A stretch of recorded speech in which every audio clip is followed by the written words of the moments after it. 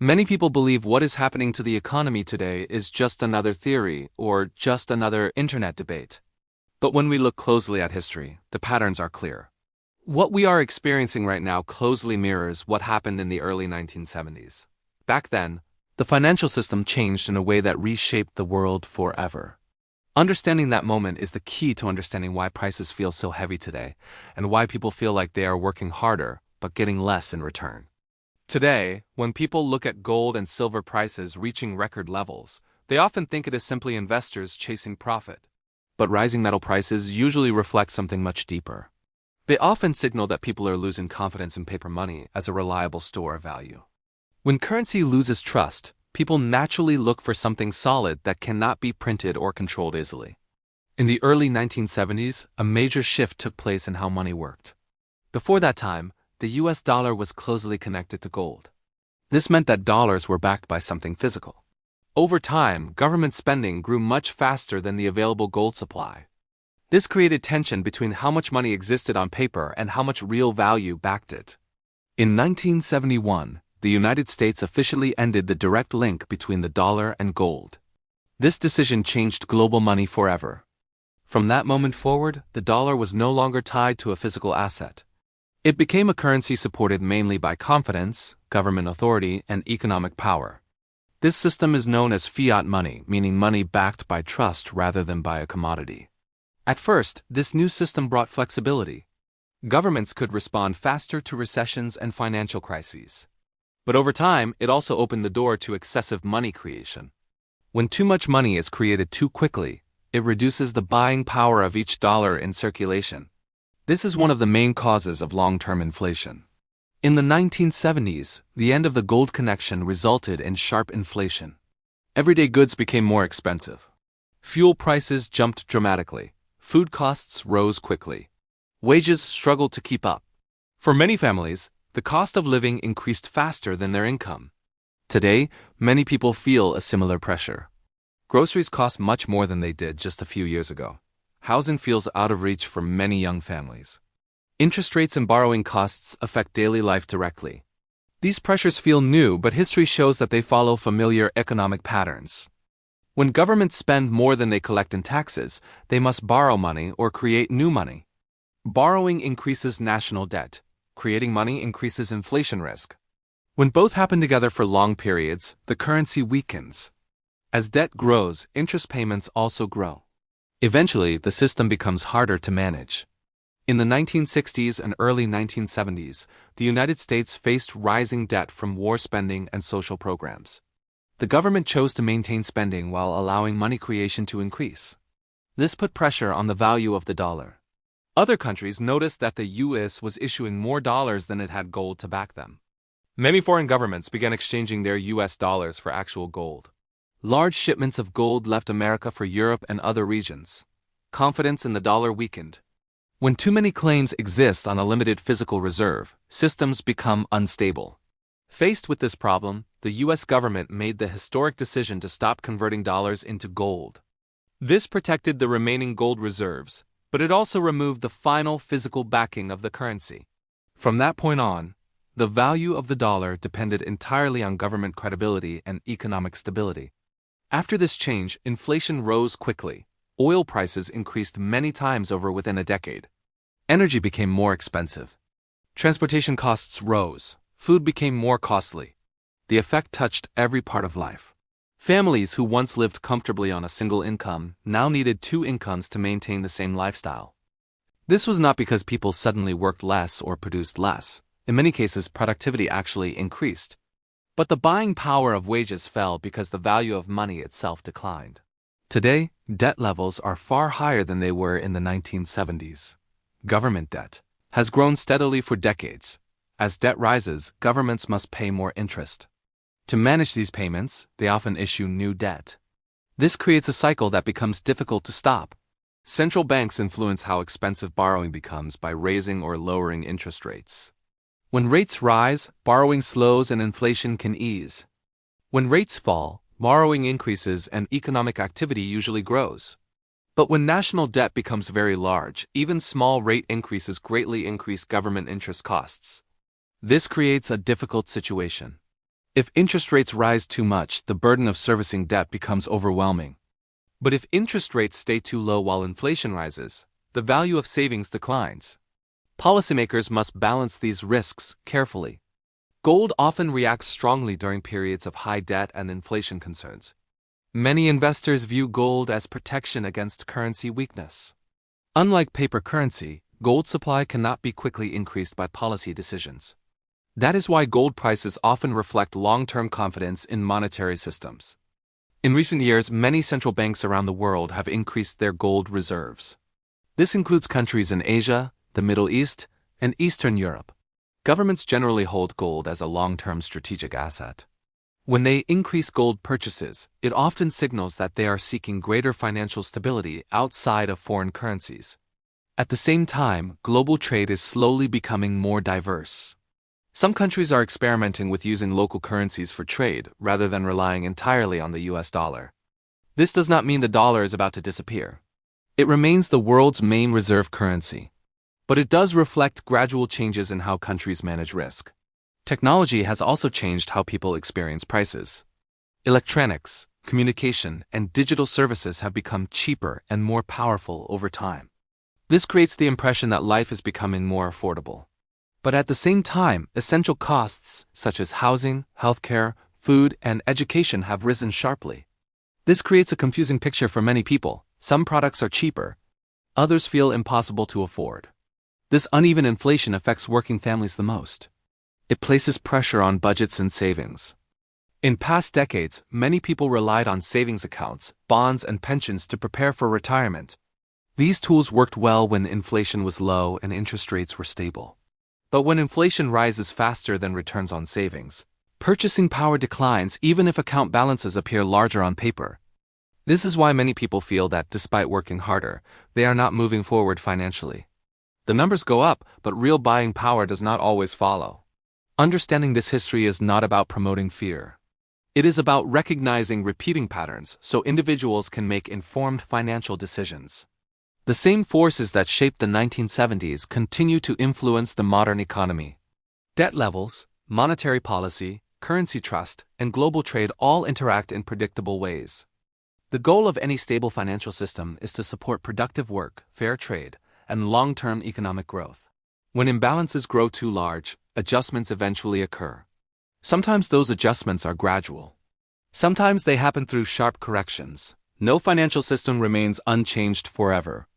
History shows that currencies evolve, policies shift, and economic power moves between regions over time. What matters most for individuals is not predicting collapse, but understanding risk and protecting long-term purchasing power through responsible planning. The events of the past remind us that money is not just numbers on a screen. It represents real work, real time, and real effort. When its value changes, lives are directly affected. Today's financial world is more complex than it was 50 years ago.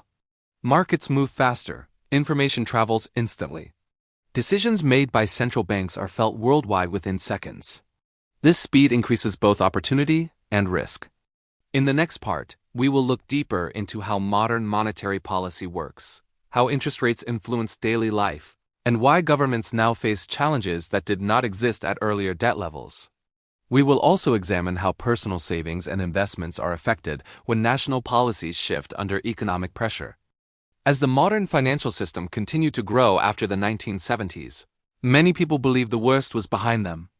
Inflation eventually slowed, interest rates stabilized, and the economy entered periods of steady growth. Credit expanded. Home ownership increased. Stock markets climbed. On the surface, it looked like the system had learned from its mistakes. But beneath that surface, the same structure built on debt and currency creation kept expanding quietly year after year. Each economic slowdown was met with the same solution. Lower interest rates, more borrowing, more money entering the system. These tools worked again and again in the short term. But each time they were used, the overall level of debt grew higher than before. Like a pressure valve that never fully releases, stress kept building inside the system. By the early 2000s, household debt, government debt, and corporate debt were all significantly higher than they had ever been in history. Easy credit became normal. Banks offered larger loans. Governments financed growing budgets without raising taxes to match. Most people did not question this because day-to-day life continued. Jobs existed. Stores were full. Markets were rising. Then came the financial crisis of 2008. This event exposed how fragile the system had become. Too many loans had been issued that could not realistically be paid back. When people began to default, the entire banking system came under threat. Governments and central banks stepped in with massive emergency support. To prevent collapse, interest rates were pushed extremely low. Central banks created large amounts of new money to stabilize financial institutions. This policy helped prevent an immediate depression, but it also reshaped the economy in permanent ways. With interest rates near zero for many years, borrowing became very cheap.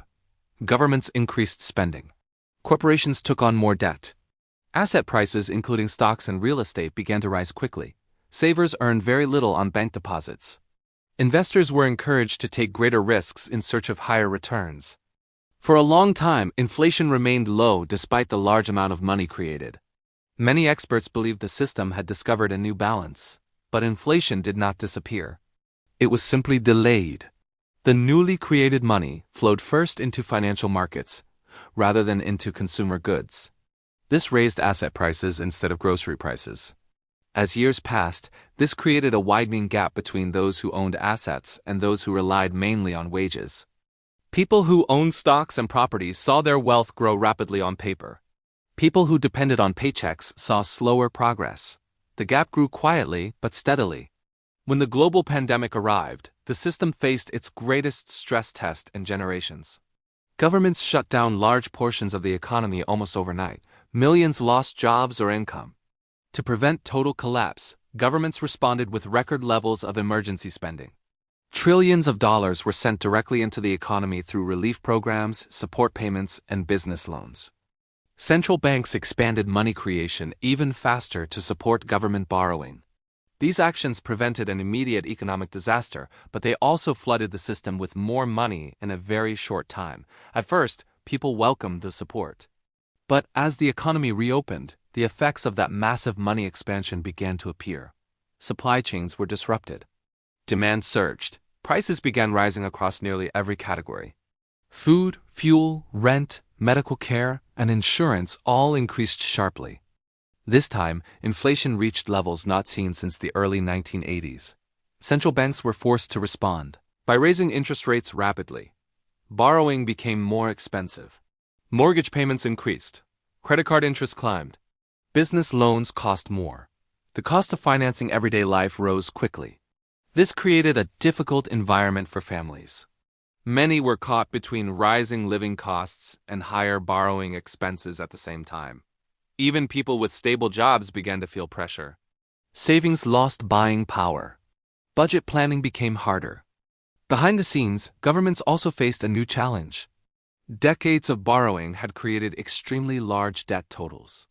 When interest rates were low, governments could manage their payments. But when rates rose, the cost of servicing that debt increased dramatically. Every percentage increase in interest rates added billions to annual government interest costs. This left policymakers facing a serious dilemma. If they kept rates high to fight inflation, government finances would come under heavy strain. If they lowered rates to reduce debt pressure, inflation risk would increase again. This is the fragile balancing act that defines today's financial environment. It is not about crisis prediction. It is about math. High debt limits policymakers' options. Every decision now carries much higher consequences than in past decades.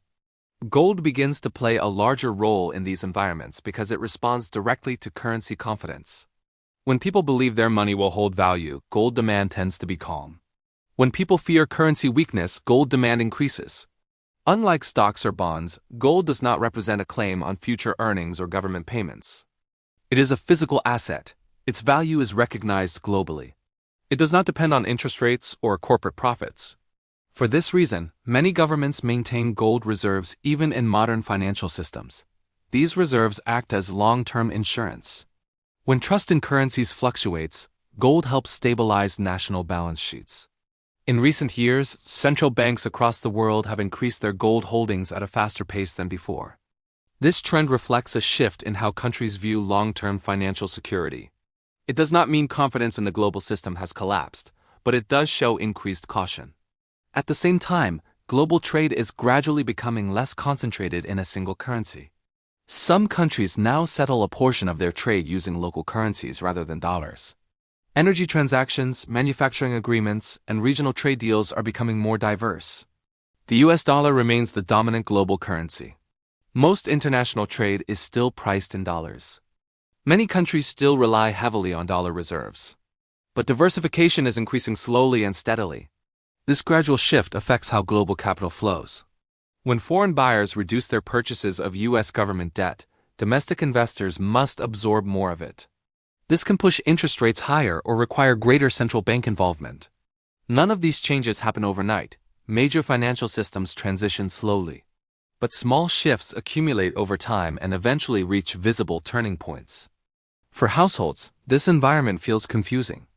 On one hand, stock markets often reach record highs. Retirement accounts show larger balances.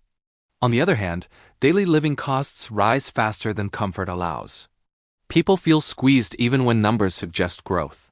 This disconnect comes from the difference between nominal values and real values. Nominal values show the number of dollars something is worth. Real values show what those dollars can actually buy. When inflation rises, nominal values often rise even as real buying power falls.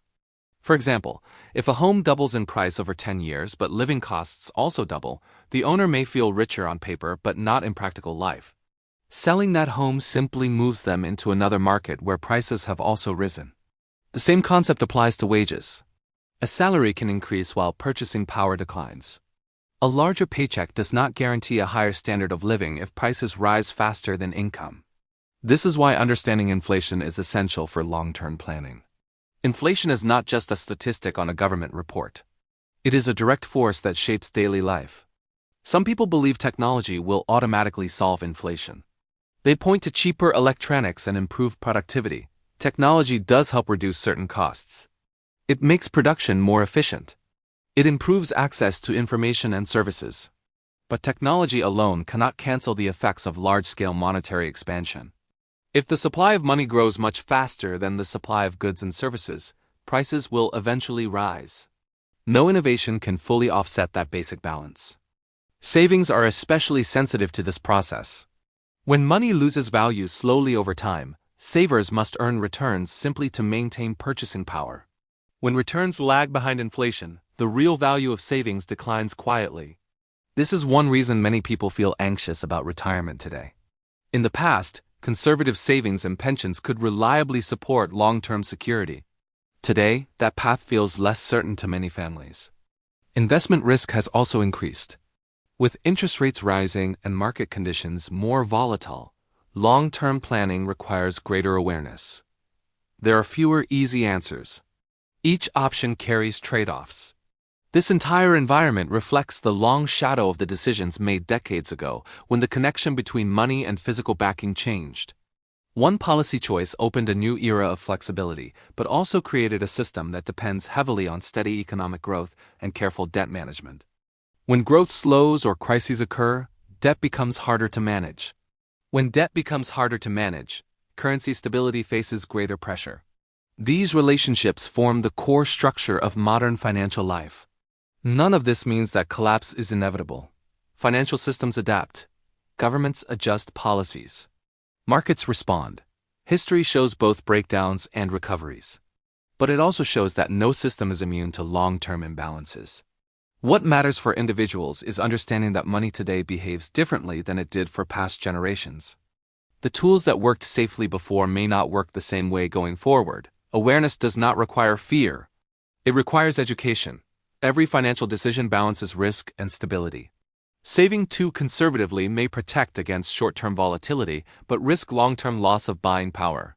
Investing aggressively may offer growth, but exposes one to market swings. There is no universal solution. Each household must evaluate its own goals, time horizon, and tolerance for risk. What history provides is not a prediction, but a framework for understanding how policy choices ripple through time. As we continue this series, the next part will explore how government debt, central bank policy, and investor behavior interact directly with everyday savings, pensions, and retirement planning. We will also examine why trust remains the central pillar supporting all modern money systems. To truly understand where the world is heading financially, we must now look closely at how trust works inside modern money systems. Money today is not backed by gold or silver. It is backed by confidence. Confidence that governments will manage budgets responsibly. Confidence that central banks will protect the value of currency. Confidence that future growth will be strong enough to support today's borrowing. This confidence is powerful, but it is also fragile. It exists only as long as people believe the system is stable. Once doubt spreads widely, behavior changes quickly. People spend faster, investors shift assets, governments change policy. Markets react. Trust is not built in 1 year. It is built slowly over decades, but it can be damaged very fast. When people trust money, they are willing to save it. They are willing to accept long-term contracts in it. They are willing to plan their future with it. When that trust weakens, money becomes something to move rather than hold. This shift changes the entire economy. We see this today in how people think about cash. Many no longer see cash as a safe place to store value for years. It is simply a tool for short-term use. The moment it is earned, it is spent, invested, or converted into something else. This behavior itself increases inflation pressure because money moves faster. The speed of money is almost as important as the amount of money. When people move money quickly instead of holding it, prices tend to rise faster. This creates feedback loops that policymakers struggle to control. Governments depend heavily on trust as well. When they issue bonds, they are asking the public and global investors to lend them money. This only works if investors believe they will be repaid with money that still holds value. As debt levels rise, this trust must grow stronger to support it. But trust does not always grow at the same pace as debt. When debt grows faster than trust, stress begins to appear in markets. In recent years, we have seen signs of this stress. Bond markets have become more volatile. Interest rates have moved sharply. Central banks have faced difficult trade-offs. None of this is accidental. It is the natural result of many years of heavy borrowing combined with new inflation pressure. At the household level, trust shows up in daily decisions. People decide whether to save or spend, whether to borrow or delay, whether to invest or stay cautious. These choices shape the broader economy. When people believe the future will be stable, they plan long-term. They save regularly. They buy homes carefully. They invest in education. When people feel unsure, planning becomes shorter, spending becomes defensive, borrowing becomes riskier. This emotional shift may not show up clearly in charts, but it strongly influences economic outcomes. Another key force shaping today's economy is demographics. Populations across many developed countries are aging. Large generations are retiring. Fewer workers are entering the workforce compared to past decades. This changes how money flows through society. Retirees depend on savings and fixed income. Workers depend on wages and job growth. When populations shift more toward retirees, governments face higher healthcare and pension costs. At the same time, tax growth slows because fewer people are working relative to those receiving benefits.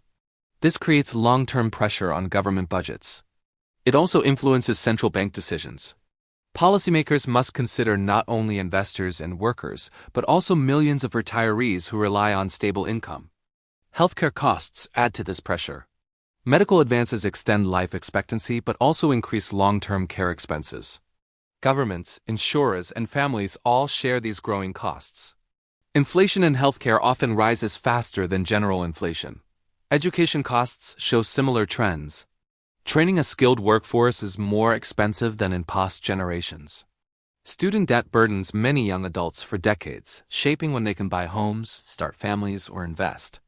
All of these factors combine to create a complex financial environment unlike any previous era. Debt is higher. Populations are older. Technology is faster.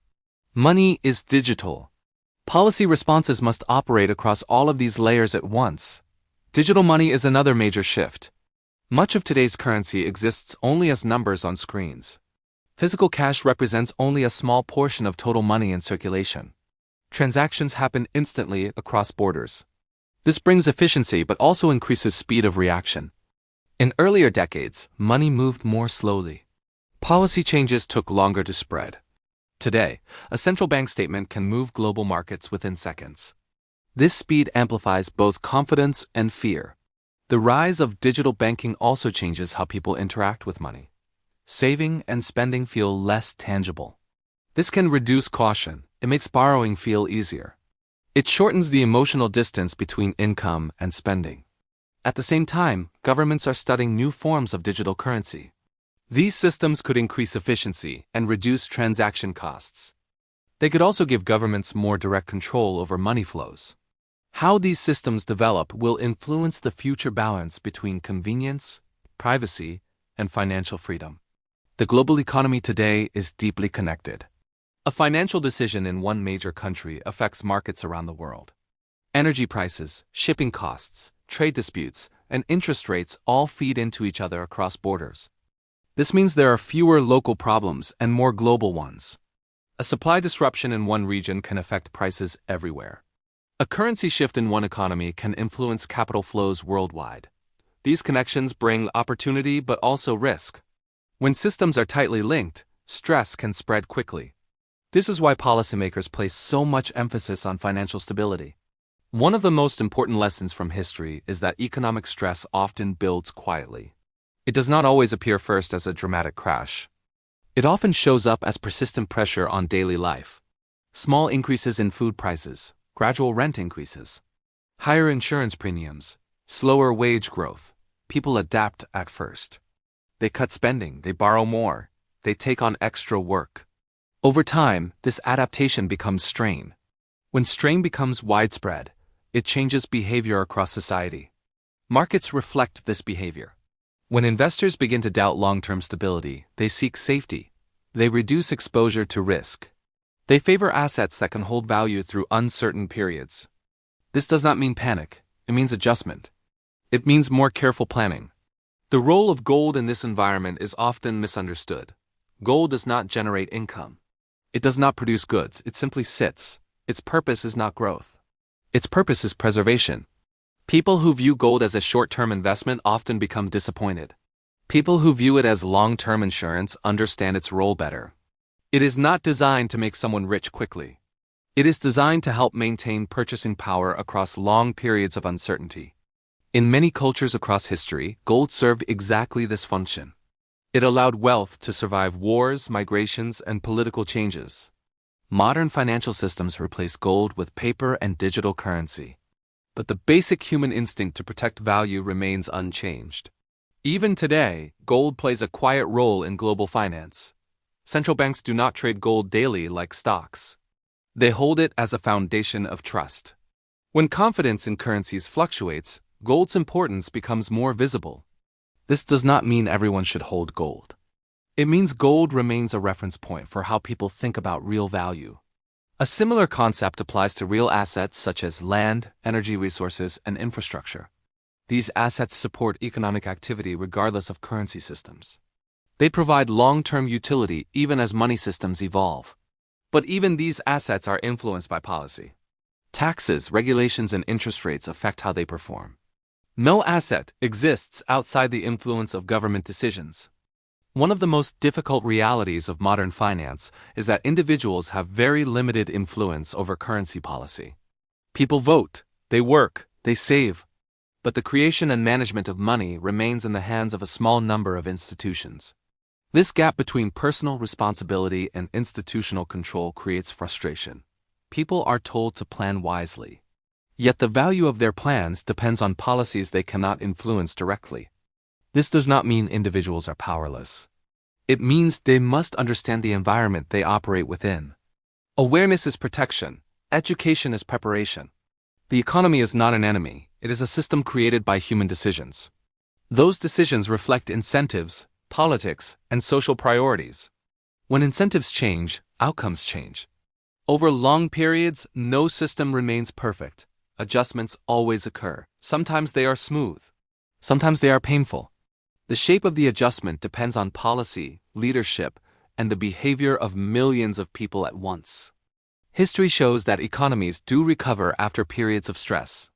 But the recovery often looks different from what came before. New industries emerge. New financial tools appear.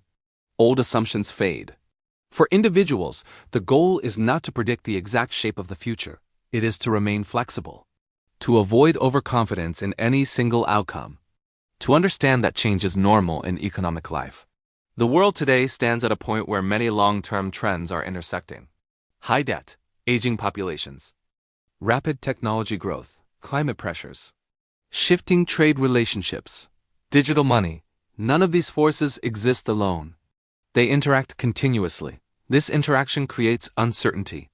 But uncertainty does not automatically mean collapse. It means transition. Transitions challenge old habits. They reward adaptability. They require deeper understanding than in simpler times. The mistakes of the past were not caused by bad intentions alone. They were also caused by short-term thinking. By choosing comfort today over stability tomorrow. By solving one problem while quietly creating another.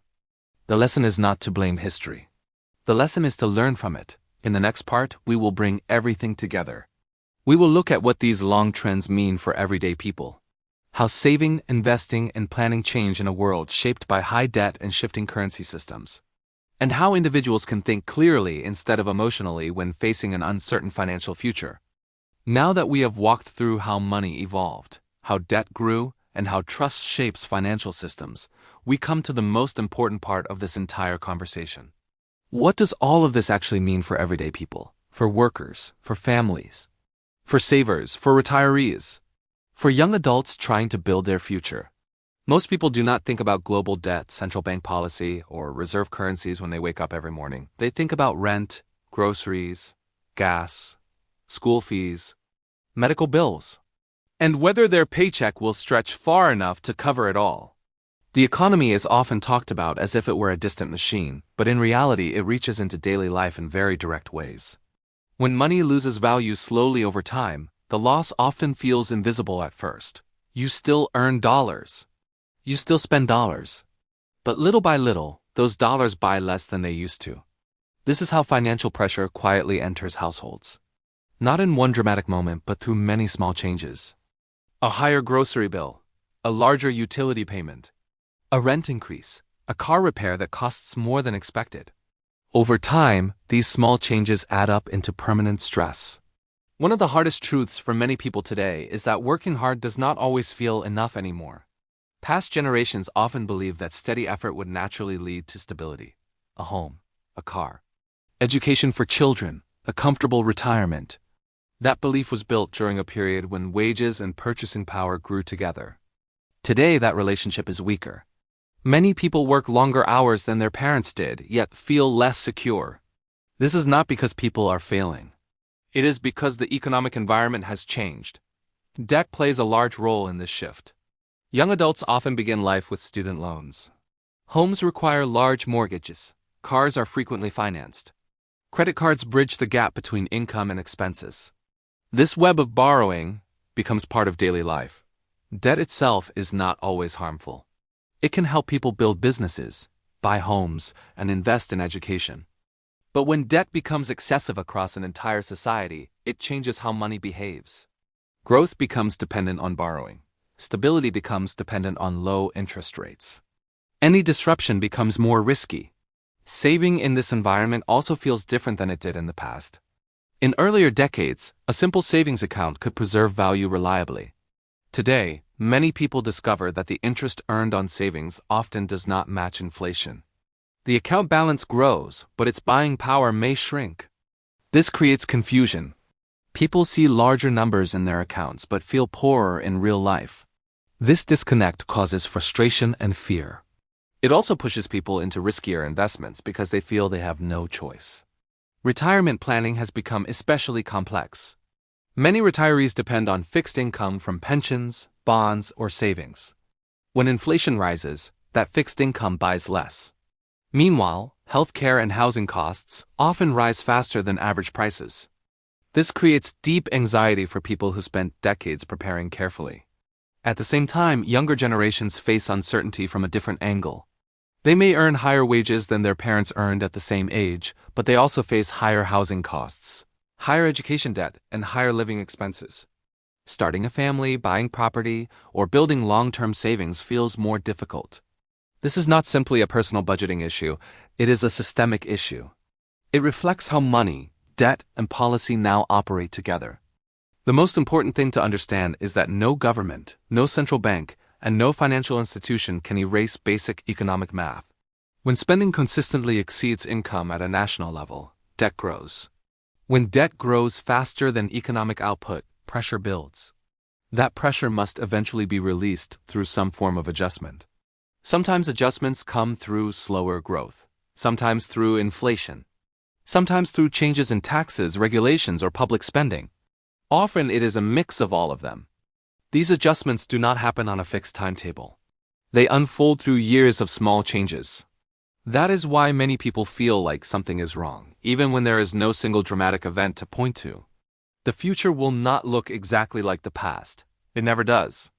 But the forces shaping it today are not mysterious. They are visible: high debt, changing populations, technology growth, shifting trade relationships, digital money. These are all measurable realities.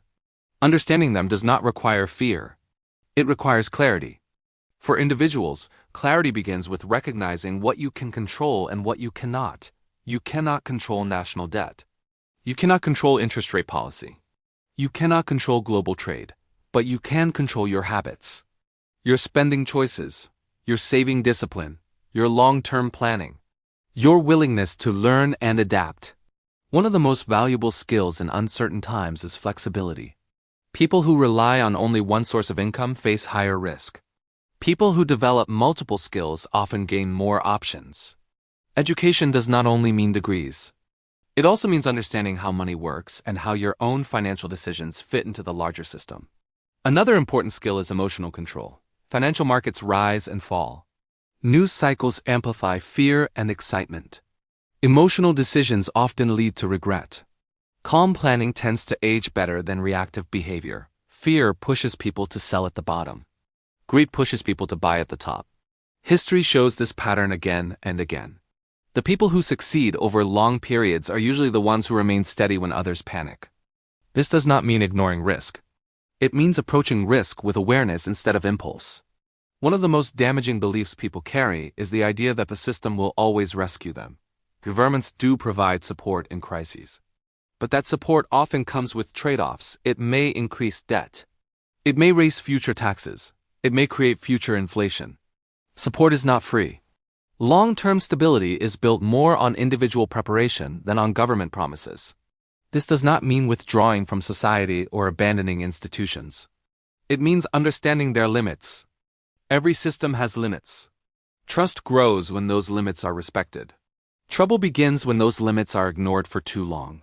The purpose of exploring history is not to predict disaster. It is to recognize patterns. When similar pressures appear across decades, it tells us how human systems respond under stress. In the past, major economic changes were often followed by new rules, new institutions, and new technologies. The world after those changes was not destroyed. It was different. Some people lost, some people adapted, some people built new opportunities. The same will be true in the future. Change will not arrive as one single moment. It will arrive as a series of adjustments that shape how people live, work, save, and invest. The most dangerous position is not uncertainty. The most dangerous position is blind certainty. Believing that nothing can change has harmed more people than change itself ever has. Money is a tool. It is not a law of nature. The way it works today is not the way it worked 100 years ago. It will not work the same way 100 years from now. Systems evolve because societies evolve. What remains constant is the need for people to exchange value, store effort, and plan for the future. That need will never disappear.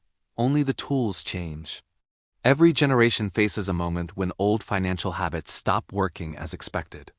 Past generations faced this during war, inflation, industrial change, and technological shifts. Today's generation is facing its own version of that test. The goal is not to escape the system. The goal is to understand it well enough to live within it wisely. There will always be voices predicting total collapse. There will always be voices promising endless prosperity.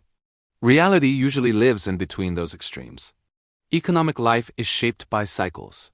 Periods of growth are followed by periods of adjustment. Periods of stability are followed by periods of change. No cycle lasts forever. The task for each person is not to time the cycle perfectly. It is to remain steady through it.